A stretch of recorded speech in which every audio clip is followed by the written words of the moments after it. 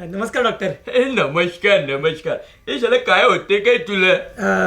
ते आपलं हे ते हे आपलं हे असतं ना ते हे हे हे साला तू हे काय करते रे? हे काय पण सांगायचे ना तर बिंदास सांगायचं. हे आपण जेन स्पेशलिस्ट आहे.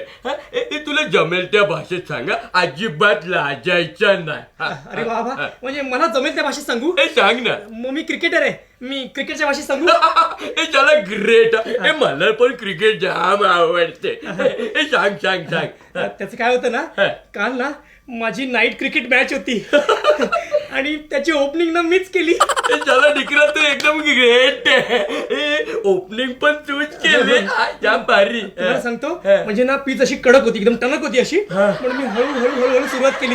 नंतर माझा जसा जम बसला तसं दे चौका, दे छक्का, दे चौका, अशी सटासट मारायला सुरुवात केली. त्याला तुझं स्टॅमिना मग सेंचुरी मारली ना, मग सेंचुरीच मारली.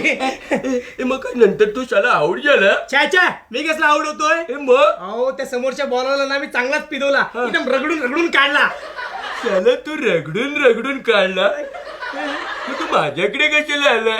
हा तेच तर तुम्हाला सांगायचंय ना. काय झालं, त्या बॉलरला पिदवण्याच्या नादामध्ये त्याच्या पुढच्या बॉलरवर मी छक्का मारायला गेलो आणि त्या नादामध्ये माझ्या बॅटीचा दांडाच मोडला. हे झालं व्हेरी बॅड गेला. हे पण मला काय वाटतं, हे ते तुझ्या बॅटच्या दांड्याच्या वरच्या ते ग्रीप आहे ना, ती झालं लूज झाला असेल.